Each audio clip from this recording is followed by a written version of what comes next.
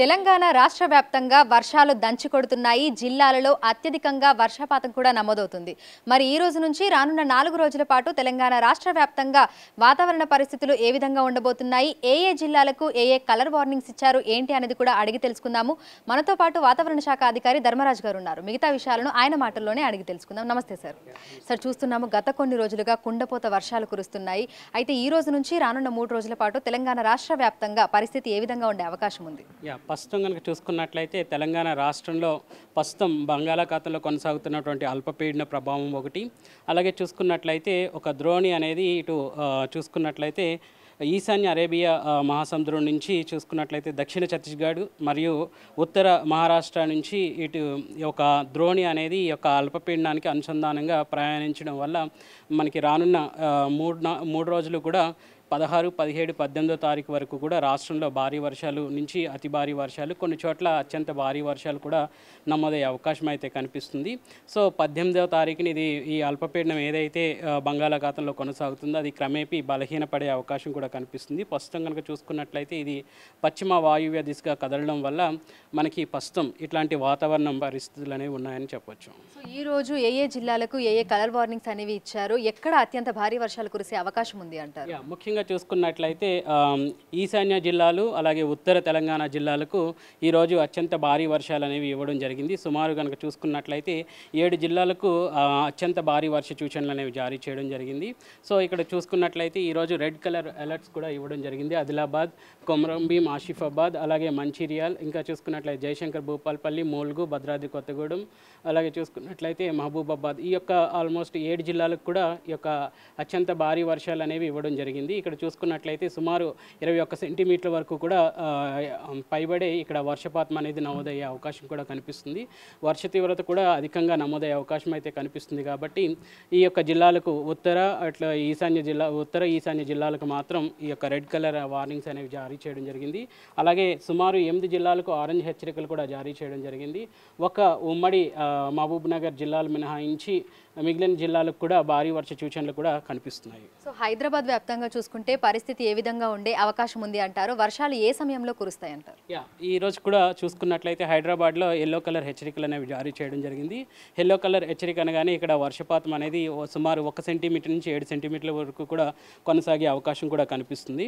So ఈ రోజు కూడా ప్రస్తుతం మేఘకృతమైనటువంటి వాతావరణం కొనసాగినప్పటికీ కూడా మధ్యాహ్నం నుంచి కూడా మనకి తేలికపాటి జల్లులు అనేవి వచ్చే అవకాశం అయితే కనిపిస్తుంది. దీని యొక్క తీవ్రత సాయంత్రం పెరిగే కొద్దీ కూడా మనకి ఒక వర్ష తీవ్రత క్రమేపీ పెరిగే అవకాశం కూడా కనిపిస్తుంది. సో రేపు కూడా తెలంగాణ రాష్ట్రాల్లోని కొన్ని జిల్లాలకు రెడ్ అలర్ట్ ని కూడా ఇచ్చారు. సో ఏ జిల్లాలకి రెడ్ అలర్ట్ ఇవ్వడం జరిగింది? ముఖ్యంగా చూసుకున్నట్లయితే తూర్పు తెలంగాణ జిల్లాలకు ఉన్నటువంటి ములుగు, భద్రాద్రి కొత్తగూడెం, మహబూబాబాద్, ఉమ్మడి వరంగల్ జిల్లాలకు ఉన్నటువంటి హనుమకొండ, అలాగే వరంగల్, ఈ యొక్క జిల్లాలకు మాత్రం ఈ యొక్క అత్యంత భారీ వర్ష సూచనలు అనేవి జారీ చేయడం జరిగింది. మిగిలిన ఉత్తర తెలంగాణ జిల్లాల్లో కూడా ఆరెంజ్ హెచ్చరికలు కూడా జారీ చేయడం జరిగింది.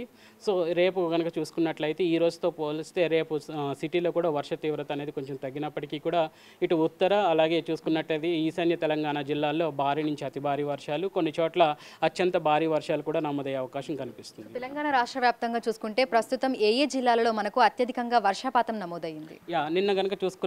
నిన్న గనక చూసుకుంటే సుమారు మనకి ఒక చోట అత్యంత భారీ వర్షం అనేది నమోదవడం చూడొచ్చు. ముఖ్యంగా గోవిందపేటలో, ములుగు జిల్లాలో మనకి అధికంగా 22 సెంటీమీటర్ల వరకు కూడా వర్షపాతం అనేది నమోదైంది. సో 21 సెంటీమీటర్ దాటింది అంటే మనం అత్యంత భారీ వర్షం కింద చూసుకుంటూ ఉంటాం. కాబట్టి ఇక్కడ 22 సెంటీమీటర్లు కనుక ఆల్మోస్ట్ ఒక ఎక్స్ట్రీమ్ రెయిన్ఫాల్ అనేది ఇక్కడ సంభవించిందని చెప్పుకోవచ్చు. ఇంకా చూసుకున్నట్లయితే 3 చోట్ల అతి భారీ వర్షాలు కూడా నమోదయ్యాయి. ముఖ్యంగా చూసుకున్నట్లయితే మంచిర్యాల్లో 16 సెంటీమీటర్లు, అలాగే వరంగల్లో 11 సెంటీమీటర్లు, ములుగులో కూడా 11 సెంటీమీటర్లు, జగిత్యాల్లో కూడా 12 సెంటీమీటర్ల వరకు కూడా ఈ యొక్క వర్షపాతం అనేది నమోదైంది. సో 3 చోట్ల అతి భారీ వర్షాలు, అలాగే చూసుకున్నట్లయితే 36 చోట్ల భారీ వర్షాలు అనేవి నమోదయ్యాయి. సో ఈ వర్షాలు ఉరుములు, మెరుపులు, ఈదురుగాలతో కూడుకొని ఉంటాయా? నిన్న కూడా చూసుకున్నట్లయితే ఇటు వర్ష తీవ్రతతో పాటు ఉరుములు మెరుపులతో కూడినటువంటి వాతావరణం అనేది కనిపిస్తూ ఉంది. సో ఈరోజు కూడా ఈ యొక్క ఉరుములు మెరుపులతో కూడినటువంటి వాతావరణం అనేది క్రమేపీ ఉండే అవకాశం కూడా కనిపిస్తుంది. ముఖ్యంగా చూసుకున్నట్లయితే ఈ యొక్క ఉష్ణ తీవ్రత నమోదవుతున్నటువంటి గణాంకాలు కనుక చూసుకున్నట్లయితే అంతటా కూడా ఇంత మేఘకృతమైన వాతావరణం ఉన్నప్పటికీ కూడా మనకు నమోదవుతున్న గణాంకాలు కనుక చూసుకున్నట్లయితే 29 డిగ్రీల నుంచి 32 డిగ్రీల వరకు కూడా ఉష్ణ తీవ్రత అనేది కొనసాగుతుంది. కాబట్టి సో ఇటు హైదరాబాద్తో పాటు తెలంగాణ రాష్ట్ర వ్యాప్తంగా కూడా మనకు వర్షాలు విస్తారంగా కురుస్తున్నాయి. ఉదయం నుంచి కూడా ఆకాశం అంతా మేఘావృతమై ఉంది. ఇక అక్కడక్కడ మనకు హైదరాబాద్లో చిరుజల్లులతో పాటు తేలికపాటి వర్షం కూడా కురుస్తోంది. ఇక జిల్లాలకు సంబంధించి కూడా కలర్ వార్నింగ్స్ అనేవి జారీ చేయడం జరిగిందని వాతావరణ శాఖ అధికారులు అయితే తెలుపుతున్నారు. ఈ రోజు తెలంగాణ రాష్ట్రంలోని 7 జిల్లాలకి రెడ్ అలర్ట్, అదేవిధంగా 8 జిల్లాలకు ఆరెంజ్ అలర్ట్, మిగతా జిల్లాలకు ఎల్లో, అదేవిధంగా గ్రీన్ అలర్ట్స్ కూడా జారీ చేసినట్లుగా చెప్తున్నారు. ముఖ్యంగా లోతట్టు ప్రాంతాలలో ఉన్నటువంటి ప్రజలు అత్యవసరమైతే తప్ప వర్షాలు కురుస్తున్నటువంటి సమయంలో బయటకు రాకూడదు అని సూచనలు జారీ చేస్తున్నారు. వీడియో జర్నలిస్ట్ లక్ష్మీకాంత్తో అంజుమ, బిగ్ టీవీ, హైదరాబాద్.